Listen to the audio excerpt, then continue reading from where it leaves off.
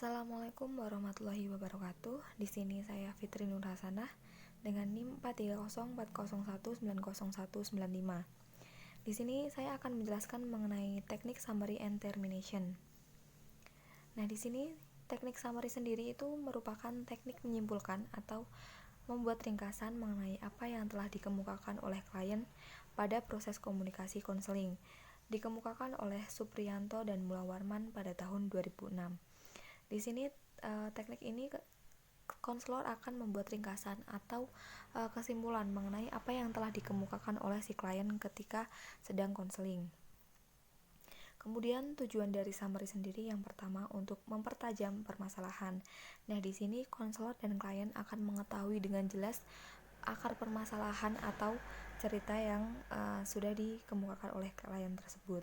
Kemudian yang kedua untuk meningkatkan kualitas diskusi. Di sini komunikasi antara konselor dan si klien ini akan lebih berkualitas. Kemudian yang ketiga itu maju ke taraf selanjutnya. Jadi setelah itu konselor akan mengetahui langkah apa yang seharusnya konselor ambil. Kemudian yang keempat, menyimpulkan hal-hal yang dibicarakan. Nah, di sini konselor setelah mendengarkan cerita yang dikemukakan oleh klien, si konselor ini akan membuat ringkasan atau membuat kesimpulan. Dan yang kelima, klien memperoleh kilas balik. Nah, setelah mendapatkan kesimpulan, maka konselor akan memberikan kesimpulan tersebut kepada klien atau mengungkapkan kesimpulan tersebut kepada klien. Nah, di sini ada contoh ketika sedang berkonsultasi, kebanyakan klien atau konselor akan mengatakan seperti ini. Jadi si klien ini akan begini, Bu. Akhir-akhir ini saya merasa, dan setelah itu klien akan menceritakan atau mengungkapkan apa yang tengah dirasakan. Kemudian si konselor ini akan memberikan respon.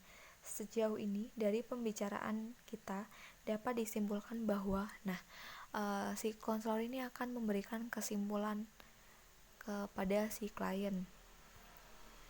Nah, selanjutnya masuk ke tahap atau teknik termination atau pengakhiran. Di sini adalah keterampilan atau teknik yang digunakan untuk mengakhiri komunikasi berikutnya maupun mengakhiri sesi konseling itu sendiri. Diungkapkan oleh Supriyo dan Mulawarman pada tahun 2006. Nah, di sini pengakhiran ini ada dua ya, untuk lanjut ke sesi berikutnya atau untuk mengakhiri sesi pada saat itu. Kemudian tujuan dari termination ini sendiri adalah seperti yang tadi sudah dijelaskan, untuk menyelesaikan kegiatan konseling yang sedang berlangsung.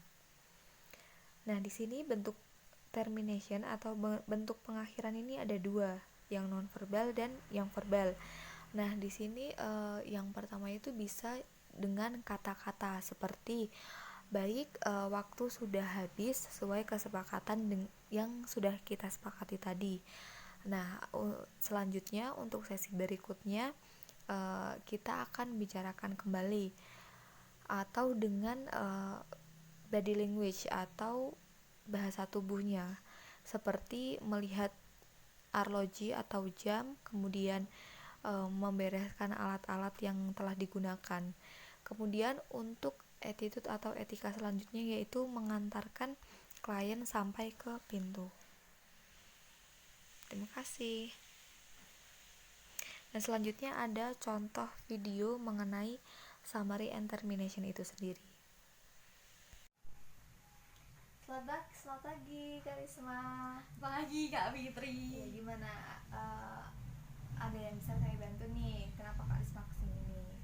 Iya nih, kan belakangan itu tuh kayak mungkin atau pikiran saya aja ya yang terlalu overthinking gitu. Kayak semisal ada teman saya tuh tiba-tiba kayak marah-marah, kayak moodnya tuh naik turun gitu loh. Jadi kayak aku tuh kepikiran terus, kayak aduh kayaknya tuh dia kayak lagi marah deh sama aku terus gini-gini. Nah, kayak aku tuh suka berprasangka buruk gitu loh sama temanku, jadi kayak ngaruh gitu di nilai aku. Nah, nilai aku tuh sekarang tuh turun Kak, terus gimana ya? Jadi Kak Arisma itu merasa ketika teman Kak Arisma ada yang marah-marah nih, Jadi Kak Risma tuh overthinking sehingga mengganggu konsentrasi belajarnya Kak Risma gitu ya. Iya. Oke. Nah terus kayak gimana sih biar aku tuh nggak overthinking mulu gitu loh, kayak sebenarnya tuh mungkin dia ada masalah, tapi kalau masalah atau gimana kan aku nggak tahu, tapi saya tuh masih kepikiran gitu loh, walaupun uh, mas nggak pengen mikirin tapi masih kepikiran tetepan kayak gitu. Gimana? Sebelumnya Kak Risma sudah tanya dulu ke teman Kak Risma. Belum. Tapi kira-kira dari Kak Risma sendiri tuh pengen nggak sih nanya ke teman Kak Risma, kira-kira teman Kak Risma tuh lagi ngerasain apa gitu. Siapa tahu teman Kak Risma mau cerita, jadi Kak Risma tahu. Ada kepikiran kayak gitu nggak?